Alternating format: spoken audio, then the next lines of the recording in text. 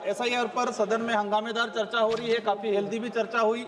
मैं विशेषकर कम ही समय लूंगा, मैं कोशिश करूंगा कि कम समय मेरी बात रखूं।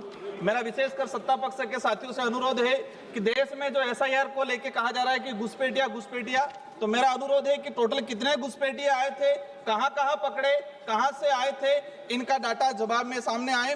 माननीय सभापति महोदय, चुनाव में किस तरह से धांधली होती है मैं बताना चाहूंगा। मेरे संसदीय क्षेत्र बांसवाड़ा के अंदर मेरे सेम नाम से 2 राजकुमार खड़े किए, मेरा सेम फेस उन नॉमिनेशन के अंदर उन्होंने एडिट करके लगाया और मेरी पार्टी का सेम सिंबल लगाया और 1,20,000 वोट मेरे नाम से लेके वो राजकुमार आज तक मैं ढूंढ रहा हूं, मुझे नहीं मिले।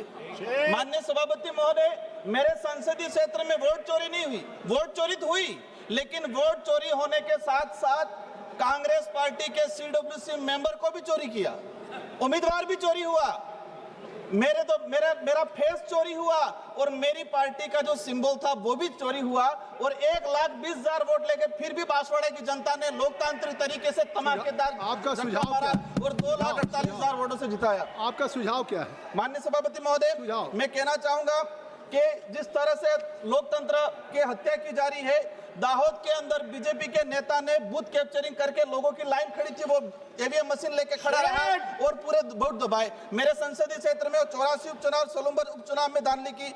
मेरा आपसे अनुरोध है कि इलेक्ट्रॉनिक कोई भी वस्तु हो हैंग हो सकती है, तो फिर ईवीएम हैंग क्यों नहीं हो सकता है? देश लेवल पे चुनाव आयोग तो कई बार बैलेट पेपर से चुनाव कराया जाए, तो बैलेट पेपर से चुनाव कराने में किस बात की दिक्कत है कि आप उनको ईवीएम का कई बार डेमो सर? मेरा एक मिनट पार्टी के सर मैं एक ही मिनट में अपनी बात को रखना चाहूंगा कि कोरोना काल में जिस तरह से प्रभाव पड़ा था, इसी तरह इस एसआईआर की वजह से शिक्षा पे प्रभाव पड़ा। अधिकतर शिक्षक कर्मचारी लगाए। मेरा निवेदन है आपके माध्यम से कि देश के सरकारी शिक्षण संस्थाओं।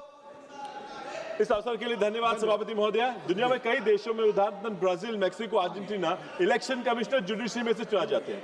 दक्षिण अफ्रीका और अन्य देशों में चुनाव आयुक्त चुनने की समिति में जजों को नियुक्त किया जाता है। सर 30 सेकंड के लिए, 20 सेकंड चलिए। 30 सर, मेरा सुझाव है कि देश के सरकारी शिक्षण संस्थाओं को जिंदा रखना है तो चुनाव आयोग संबंधित और जनगणना संबंधित हमें अलग से कार्मिक का पद क्रिएट कर देना चाहिए ताकि हमारे शिक्षण व्यवस्था बर्बाद नहीं हो। और हम चाहेंगे कि जवाब में आए कि कितने। इस अवसर के लिए धन्यवाद सभापति महोदय।